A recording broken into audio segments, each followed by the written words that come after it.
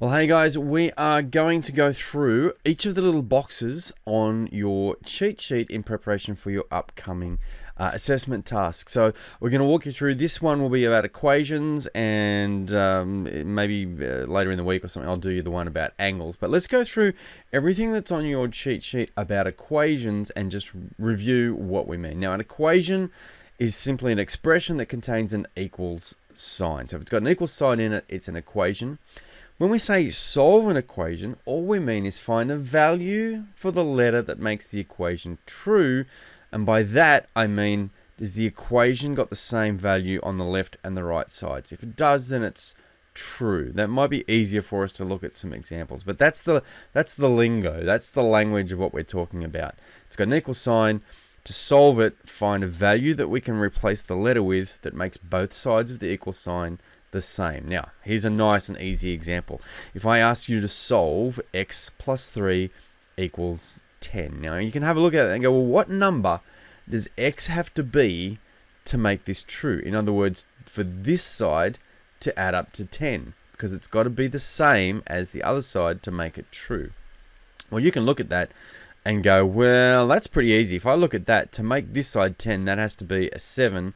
And you'd be correct. We've found the solution, and we've done it by observation, by just looking at it. Some of them are real easy, and you can do them by looking at it, but some of them are a bit more difficult, so we need a process.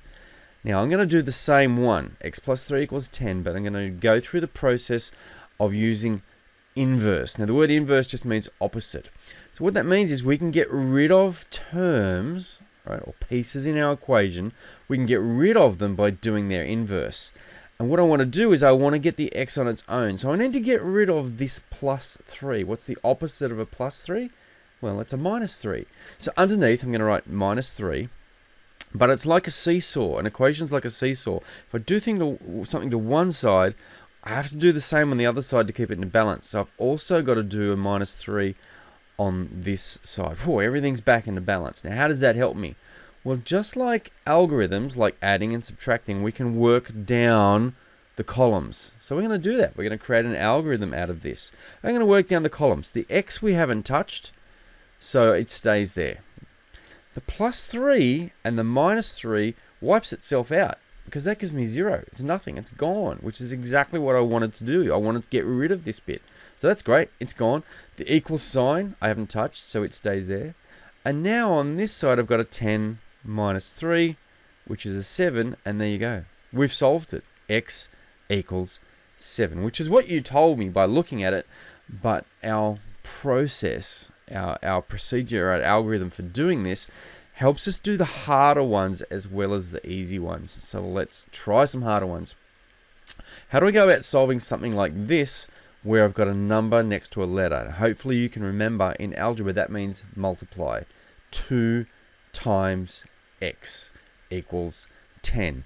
I'm trying to get x on its own, so I have to get rid of the times 2. The opposite of timesing by 2 is dividing by 2, and I write that as a fraction. Divide 2. Remember to keep the seesaw in balance. I have to do the same to the other side. Now, the way that helps me is if I've got a 2 on the top and bottom here, I can cancel them out. I can cross them out. They wipe each other out. And that helps me because now I've got x on its own equals 10 over 2. And we know that 10 divided by 2, because that's what a fraction is, top divided by bottom, gives me 5. Our solution is x equals 5. What about when I've got a fraction, but this time I've got I've got a fraction. Last time was a times. Well, this means divide. X over 5 means x divided by 5. That's what a fraction is. Top divided by bottom.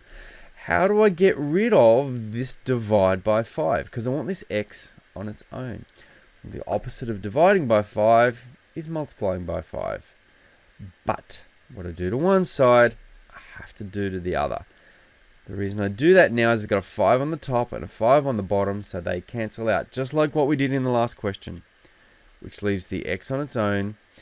On the left-hand side, I've got an x, but on the right-hand side, I've got 30 times 5, so x equals 150 when I do that multiplication.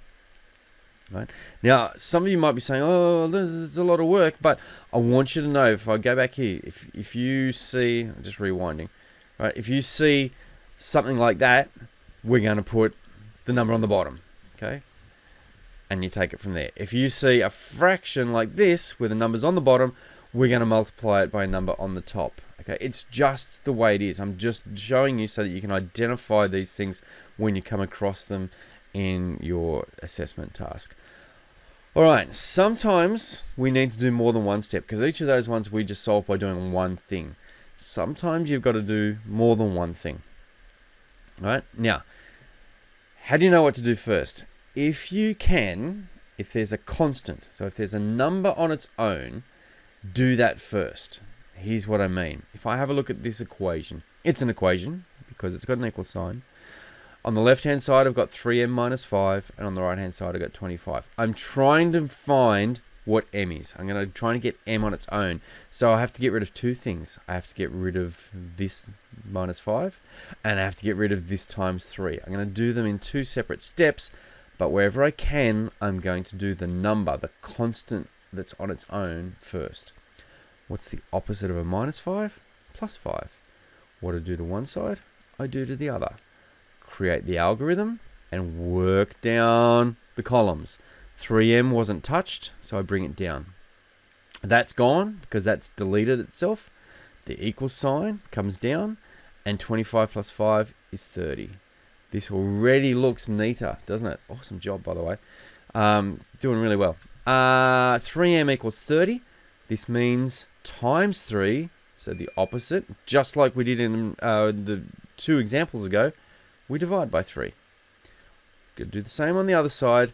Cancel out the 3's, and I'm left with m equals 30 over 3, which is 10. Yes, we did it. We got the m on its own. The solution is m equals 10.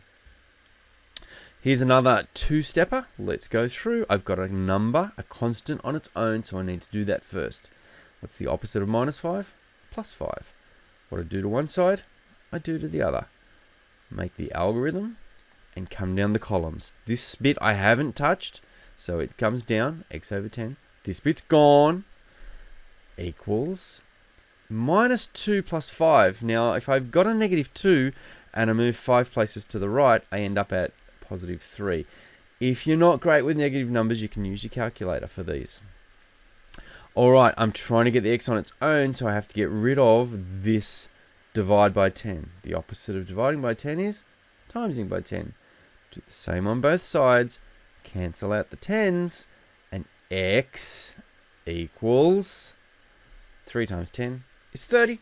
Boom. Done. You guys are amazing. Alright. However, things can get a little bit tricky. You may come across some harder ones in your test, but that's okay. I'm going to show you how to deal with them.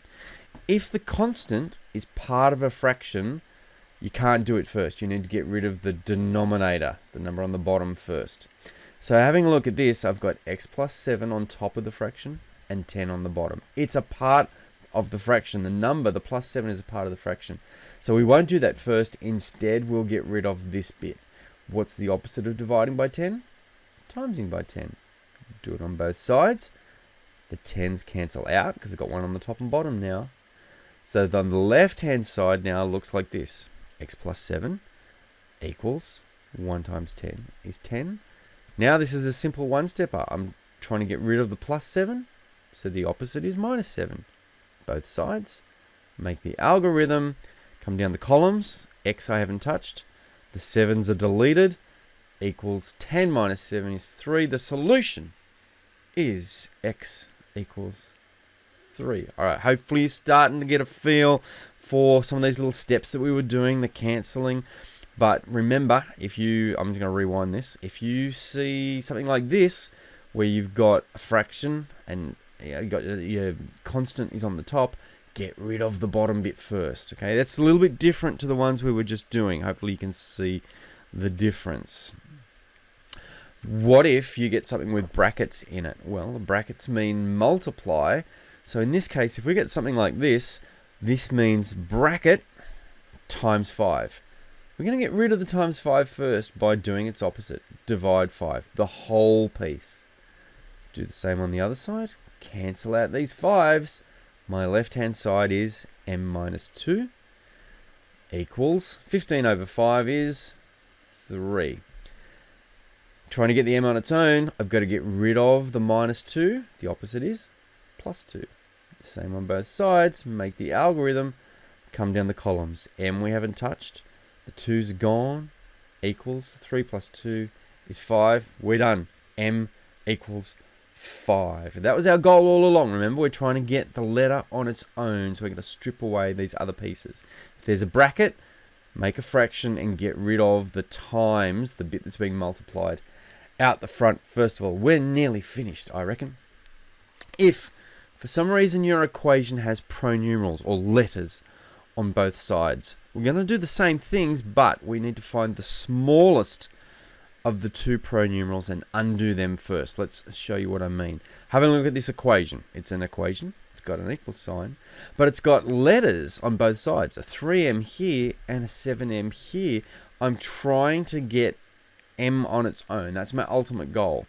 So following what I just said, if there are two, find the smallest of the two pronumerals and undo that.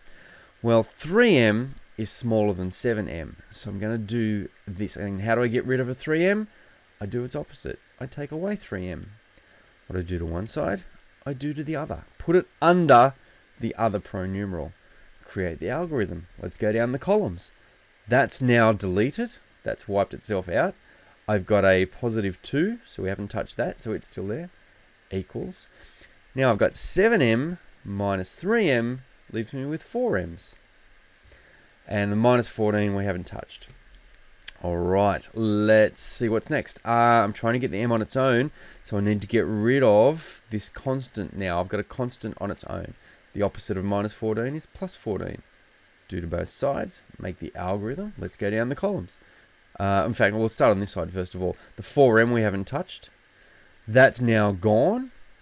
Equals 2 plus 14 is 16. Now you could have done that first. You could have gone 16 equals 4m. And you'd end up with the same thing. We're nearly done. One more step to go. I've got to get rid of the times 4. The opposite of times 4 is divide 4. Do it on the other side. The 4's now cancel out. And I'm left with m equals 16 over 4, which is 4. Whew, there was a bit in that, but hopefully you can see if you follow the steps, we'll get down to our nice, neat solution. Last of all, we can check a solution is correct by substituting what we got back into the equation to see if it makes it true. Here's what I mean by that. First step, well, let's go through the steps first of all. We're going to rewrite the equation. We put brackets where the letter was. I'll show you an example in a minute. Then we substitute our solution and we use the calculator to check. Here's what that looks like with some numbers. Here's a question. Is x equals 3 a solution to this equation? This was one of the equations we did earlier in the video if you want to have a look back. We got x equals 3 as our answer, but now we're going to check it by putting that back into the equation. Let's follow the steps. Step 1, rewrite the equation, placing brackets where the letter was. All right, done. I've rewritten the whole equation, but where the x was, I've put a set of brackets. Step 2 says substitute our solution. So in other words, put what we're wanting to test into the bracket. Well, x equals 3. I'm going to put 3 in where the x was. See, I've substituted the x with a 3. And then finally, I want to see if the left-hand side, if all of this equals the right-hand side. Because if it does, that makes our equation true, which would mean, yes, this was a solution. 3 plus 7 is 10. 10 over 10 equals 1. So yeah, it's true. I've got 1 on the left-hand side. I've got 1 on the right-hand side. So yes, x equals 3 is the solution. Under 15 minutes and you guys are now equation gurus. You've got everything you need to know, hopefully at least, for this test coming up. So we went through a lot. All of this is on your cheat sheet, so you can go back, have a look at each of the boxes, rewind the video, watch it a few times, get yourself ready to go. And in the next couple of days, I'll put together the angles one for you. and you guys are all over it. Well done.